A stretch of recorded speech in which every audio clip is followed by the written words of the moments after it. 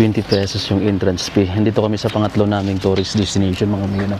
Ang Bell Church. Ayun yung malapit lang pala siya doon sa Valley of Lights.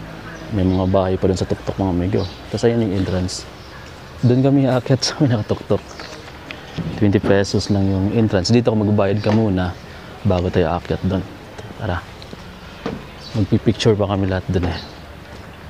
Ito yung pangatlo.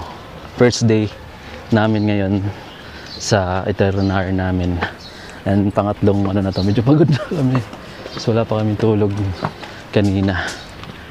So alas 12 pa yata daw yung ano namin. Yung pagpunta sa accommodation. Ganda rito oh. Parang ano to boss no? Chinese temple? Yes po. Chinese temple. Ayan, Chinese temple guys.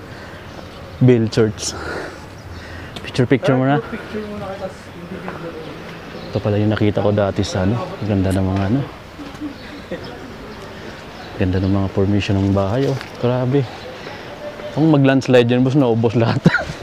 Di magaling sila gumawa talaga. Ang lalim siguro ng baon. Ano no? Gano? Last 2023 naglindol. Nandito ako eh. Walang na ano dyan. Hindi na, muuga rin. Pero bira naman yung ano. Ang lalim nga siguro ng foundation niya. Yung lindol yung mga na bahay, oh. yung 2023, 2022 Tapat ng Bell ata, Church. yung sa Apari, malakas dito yung aftershock nun. Malakas. 7.2 dito. Pero walang damage masyado dito. Sige po, Matibay. picture na tayo sa ano. At dito nga mga amigo no ay nawala ng sounds yung ating mic. At namamangha pa rin talaga ako mga amigo sa akin nakikita yung view dyan sa tapat. Yung buong bundok ay sinakop na ng mga kabayan. Halos wala na matitirang mga puno na makikita. Kundi puro bahay na lang mga amigo no. Pero maganda pa rin siya tingnan.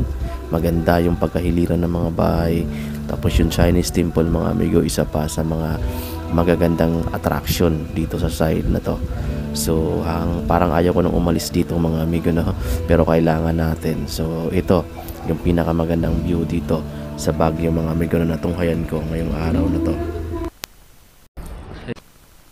Sa Bell Church talaga. So galing na tayo dun sa pinakataas oh. Doon pababa naman tayo. Bell Church tayo papunta dito. Dito daw yung Bell Church eh. Ayun. Wow, ang ganda ng ano niya, ang ganda ng hagdan.